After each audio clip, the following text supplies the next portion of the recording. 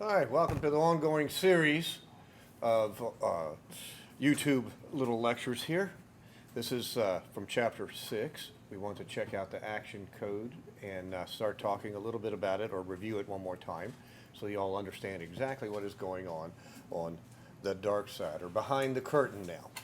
So the first thing I need you to do, of course, is open Chapter 6 and then select the action code and open the action window. As you see, we have talked about that anytime you see anything in blue, and I'm looking at line 1 in the action code here now, the stop is what is called a function. And you can always tell a good function because, or one that is given to us because it's in blue and it has open and closed parentheses. Remember, the semicolon is always used to end a statement. So what this does is that we know that when we start the program, and it enters the first frame on the stage, it starts running the frames on the timeline of our stage. That this is a complex symbol. It is a movie clip is what the stage is.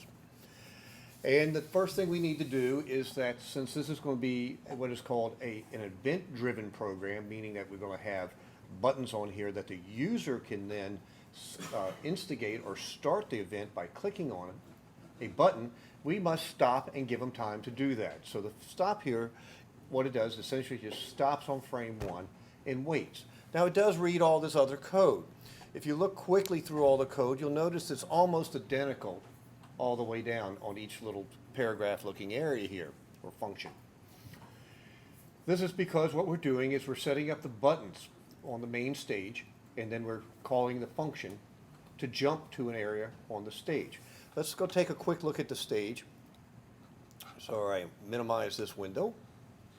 I click on the first button, and you'll notice that in the instance of the button here, the name is called btn1_btn. So if I click on this, then our code is going to take the timeline down here and jump it to frame 1.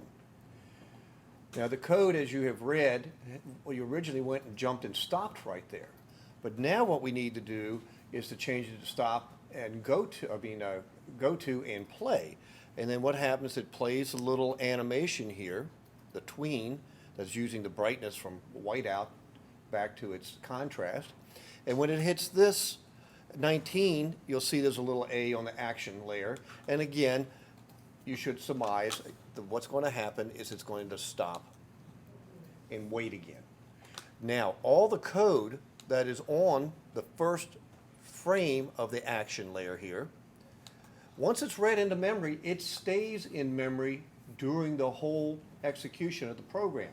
This program does not terminate until we do what I call a rude termination, which is where you click the little red X and said, goodbye.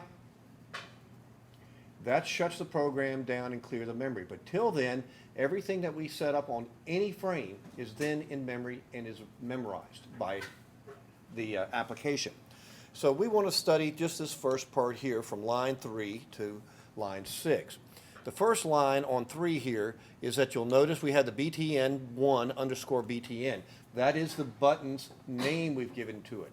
This is so that we can talk to the instant, which is the instant of the symbol there, of the first button, through our code. So we're saying, hey, Mr. Button on the stage there, what we want to do is we're going to add a listener to you. That means we're going to have this program listen for an event. Now, as you see inside this function part of it here, that what happens is we're going to listen for a mouse event, and we've talked about the mouse and the many things a mouse can do, but we're also going to qualify it specifically for a left click. That if the person rolls over it, you know that the operating system turns it from an arrow, your cursor, to a finger. But now when you actually click it, we have made this program listen for the operating system hearing the button click. And if it does, then we jump to a function. And here's the call to the function called showImage1. When you look right below, we have set this here from 4 through 6. It starts with the word function, which is the reserved word. It shows image 1. We're listening for an event and qualifying it with a mouse event. We've already really qualified it because we've hit that specific button. And because we hit that button and it was a left mouse click, it will jump only to show image 1. But it's the way it works. Now remember, the void means, are we doing anything inside our block here between the open and close curly brackets? And are we returning information? No. So what happens is that it does qualify by being an event, a mouse event, and it goes in here and it goes to and plays. Notice that that is a function call again. But inside it, we have what is called the literal string. Anything between double quotes becomes green.